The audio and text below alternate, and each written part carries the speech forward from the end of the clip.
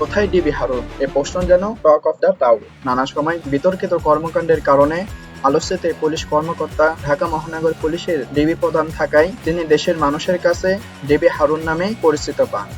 DB হেফাজতে থাকা অবস্থায় বিভাগের প্রধান হারুনের নির্দেশে সমন্বয়কদের জোর করে খাবার টেবিলে বসিয়ে ভিডিও করা হয় বলে অভিযোগ তোলেন সমন্বয়করা। সমন্বয়কদের ছেড়ে দেওয়ার আশ্বাস দিয়ে সমন্বয়কদের পরিবারকে ডেকে 13 ঘন্টা বসিয়ে রাখা হয় এবং আন্দোলন প্রত্যাহারের মিথ্যা ঘোষণা দেওয়া হয় মিডিয়ায়, এমনটাও অভিযোগ তোলা হয়। তাই শেখ হাসিনা পদত্যাগের পর হারুন এখন কোথায় আছেন তা নিয়ে জনমনে প্রশ্ন উঠেছে।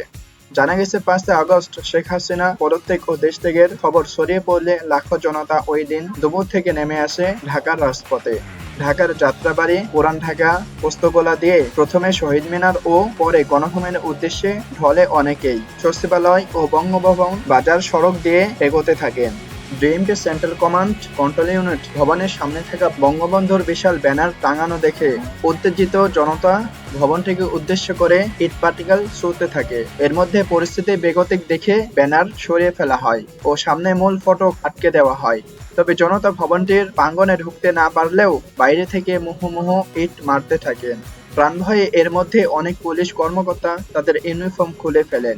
গেঞ্জি বা অন্য কোনো পোশাক পরে সেন্ট্রাল কমান্ড ও কন্ট্রোল ইউনিট ভবনের পিছের প্রায় 13 ফুট দেওয়াল টপকিয়ে পুলিশ সদর দপ্তরের সামনে রাস্তায় পড়েন। ঠিক একই কাদায় টপকাতে গিয়ে পায়ে ও শরীরের নিচের অংশে ব্যাপক আঘাত পান ডিআইজি হারুনুর রশিদ। পরে তিনি আইজিপির সঙ্গে চলে যান পুলিশ সদর দপ্তরে। বিকেলে পরিস্থিতি কিছুটা স্বাভাবিক হলে আবারও পুলিশ সদর দপ্তরের লাগোয়া ঢাকা সিটি কর্পোরেশনের দেয়াল টপকিয়ে কোনো রকমে প্রাণে বেঁচে ফিরেন হারুন। ওই দিন রাতে তিনি কোথায় ছিলেন সে বিষয়ে নিশ্চিত করে কিছু জানা যায়নি। তবে পুলিশের একটি সূত্র বলছে তিনি কূটনৈতিক এলাকায় একটি দূতাবাসে আশ্রয় নেন। 2006 সালের ডিভি লটারিতে আমেরিকার ভিসা পান হারুনের স্ত্রী। বৈধ ভিসা থাকায় সেই সূত্রে আমেরিকায় পালানোর চেষ্টা করেন তিনি। যোগাযোগ করেন মার্কিন দূতাবাসে ও নিশ্চয়তা চান তাকে অক্ষত অবস্থায় বিমানবন্দরে বিমানে তুলে নিয়ে আসা। তবে কূটনৈতিক সূত্র জানায় তার প্রস্তাব নাকচ করে। পরে তিনি সেখান থেকে ফিরে আসেন। এরপর বিকেলে কাউন্টার টেররিজম ইউনিটের সহায়তায় একটি গাড়ি তাকে মিরপুরের দিকে এক জায়গায় দিয়ে আসে।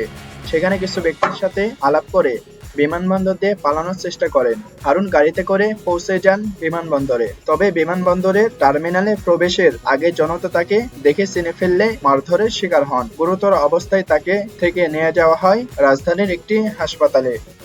সবশেষ খবর পাওয়া পর্যন্ত হারুন সেখানেই চিকিৎসাধীন অবস্থায় আছেন বলে জানা যায় বিভিন্ন সংবাদ মাধ্যমে।